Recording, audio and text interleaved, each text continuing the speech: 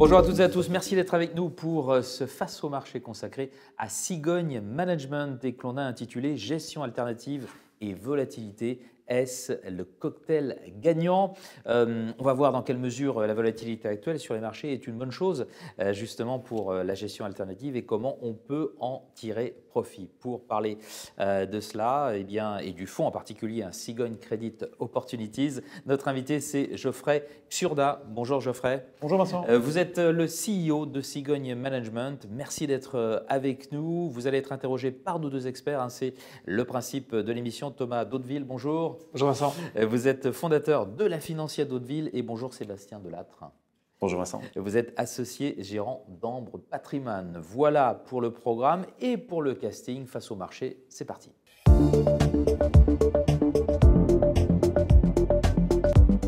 Le contexte actuel de volatilité sur les marchés est-il une bonne chose pour les stratégies de gestion alternative?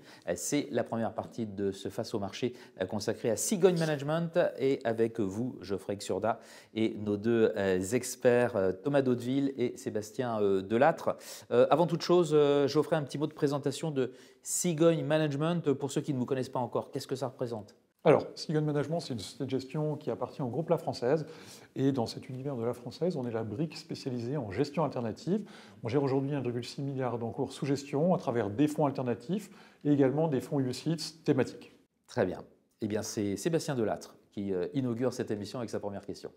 Donc justement, dans ce contexte de normalisation monétaire, de tensions géopolitiques, en quoi cette gestion alternative offre-t-elle une solution pertinente dans le contexte actuel? Alors, j'ai l'habitude de dire que la gestion alternative, ça se nourrit de la volatilité. Et clairement, on a eu des périodes entre 2010 et 2020 où les marchés ont été un petit peu anesthésiés par les politiques monétaires des banques centrales, cet afflux, je dirais, monétaire. Aujourd'hui, on a un réel, je dirais, changement de paradigme de volatilité. On l'a vu avec la crise Covid, avec la crise inflationniste, Ukraine également, et puis Crédit Suisse.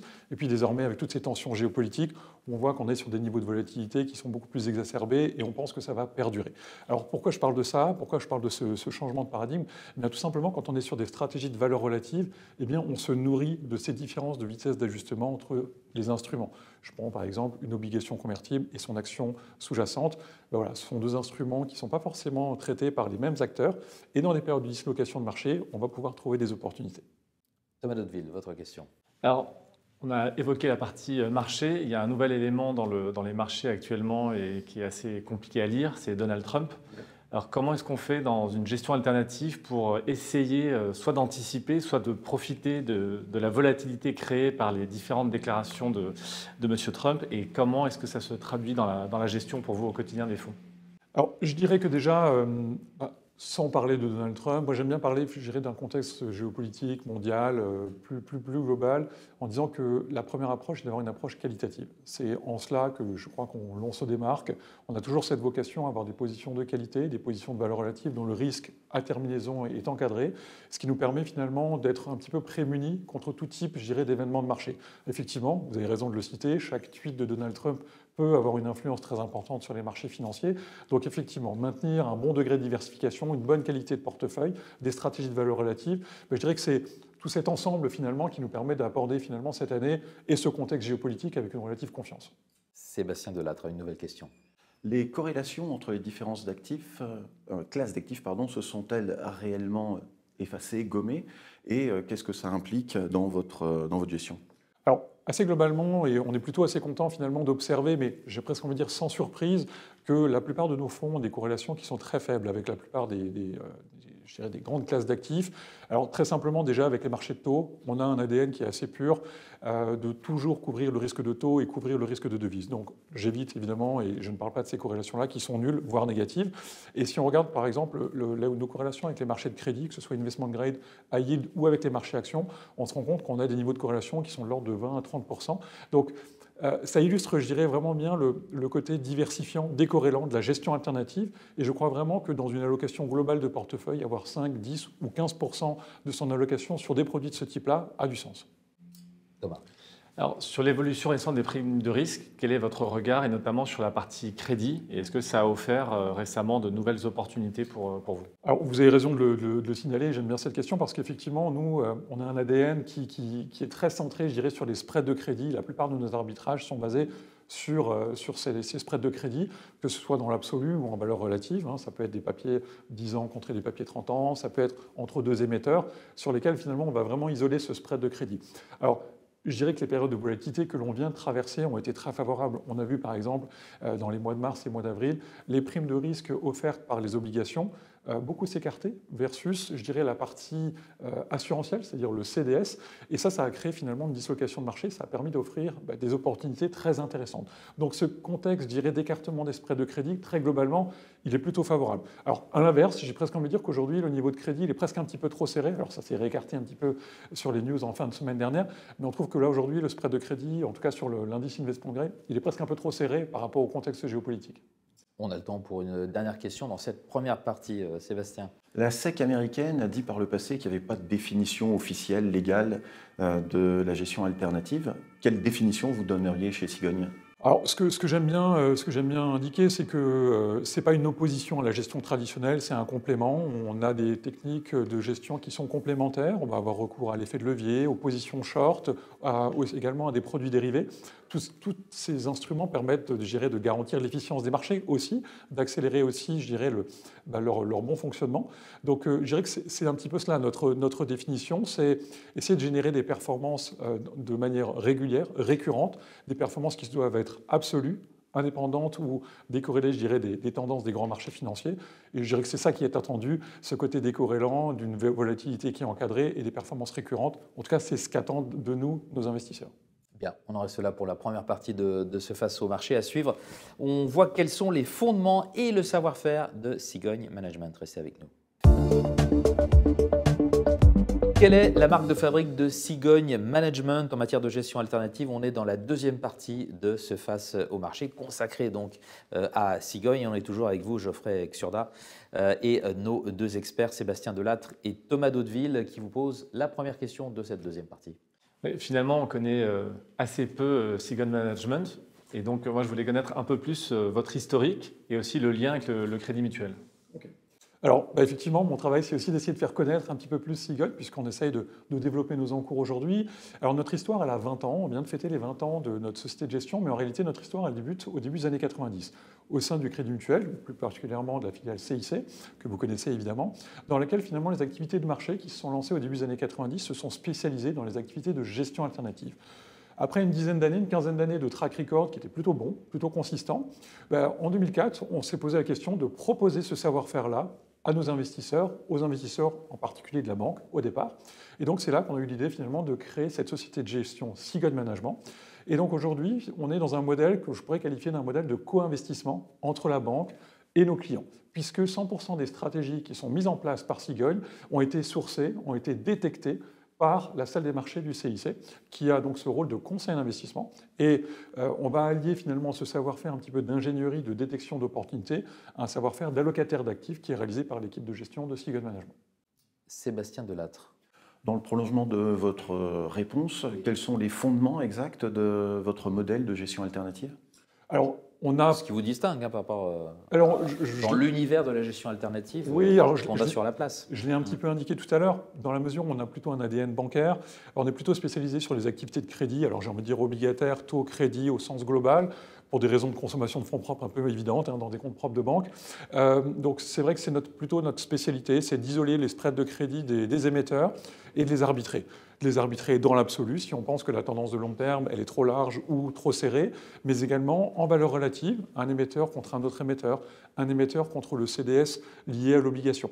Voilà. Notre fondement, il est vraiment là-dessus. Et donc, ce sont des stratégies qui vont se décliner sur tout type d'émetteur. Ça va de l'émetteur corporate investment grade, high yield, émetteur d'obligations convertibles, émetteur également d'obligations souveraines. On traite également des ABS, des CLO. Et alors, j'irai un petit peu en marge, mais c'est un savoir-faire bien identifié qu'on revendique depuis une vingtaine d'années. On a également un peu une partie de nos encours qui sont sur les activités de fusion-acquisition, qui amène aussi un côté décorrélant qui est plutôt appréciable par rapport à cette exposition assez globale crédit, je dirais. Thomas, votre question. Alors, si on regarde un peu dans le rétroviseur sur les périodes passées, comment ça se gère en interne les périodes de très forte volatilité, type 2008, 2011, comment vous en êtes sortis et les leçons un peu que vous en avez tirées? Et 2020.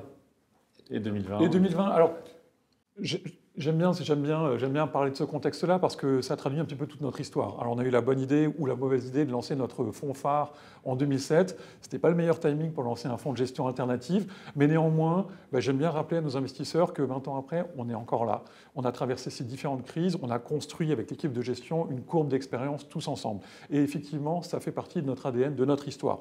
Alors si on revient un petit peu sur notre ADN ou en tout cas notre histoire, clairement, en 2007-2008, oui, on souffre comme tout le monde, mais néanmoins, on a des drawdowns qui sont quand même plutôt limités. C'est le même cas aussi dans la crise des souverains européens en 2011. Et ce que je veux surtout mettre en avant, et si vous avez la curiosité d'aller regarder un petit peu le passif de nos fonds, c'est les très courts time to recovery, c'est-à-dire les délais de recouvrement ont été de l'ordre de 6 à 8 mois après chacune de ces crises. Ça veut dire que la gestion très qualitative que l'on met en place, mais aussi opportuniste, parce que c'est dans ces périodes-là aussi qu'on trouve les meilleures opportunités, ça permet de rebondir très vite. Et j'irai aussi, par rapport à votre question sur l'apprentissage, clairement, en 2007-2008, on se dit que oui, on a beau penser qu'on a les meilleurs analystes, oui, quand une crise de cette ampleur se manifeste, oui, on a tendance à souffrir et on apprend à un peu mieux diversifier nos portefeuilles.